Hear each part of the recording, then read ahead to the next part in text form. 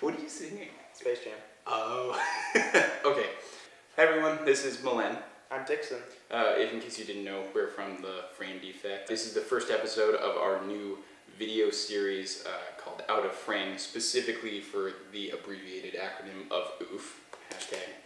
#OOF. And the point of this video series is to kind of give a little bit more in depth into the music we write, because from my own personal experience, I always love listening to bands talk about the music they write and why they make the decisions they do. The first thing we want to announce and that we're going to talk about is actually our new record, our second record, entitled In Error. We're very excited about it. It was a very different attempt than our first record. It was selfless, everything. It was a three-person project, and so we had a very tight-knit sort of writing style, because Spencer and I are both film composers. What we did was we kind of formed Selfless as a narrative and approached it like we were scoring a movie, so there's themes appearing everywhere representing certain characters, and maybe one day we'll do a video series for Selfless as well. We kind of planned out how the album was going to work from start to finish, and that didn't leave a lot of room in terms of how we could push genre, because the narrative dictated everything.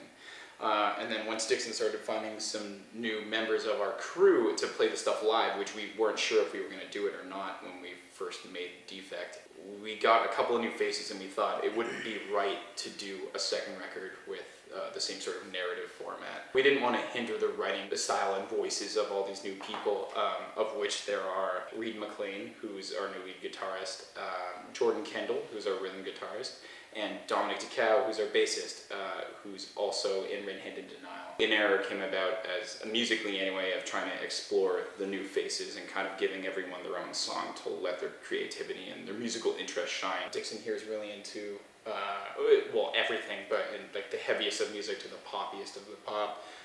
Jordan is very into punk music and also like clean, like really, almost like shoegaze, pedal, reverb stuff. Anything from Muse to Marmosettes and Silent Planet and Pup. It just seemed like it would be more fruitful to kind of like use these influences to write a record. And in that sense, it's more of a rock record than the last one was. Like the songs are pretty self-contained, but the genre switching, I think, is a little bit more eclectic than the last record. Dare we say frantic?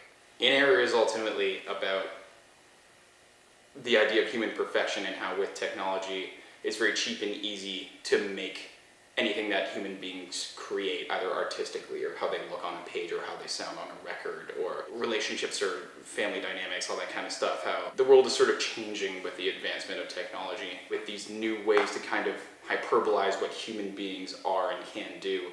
They're sort of losing a lot of the nuances that I think are very important to, like, what is the definition of being human?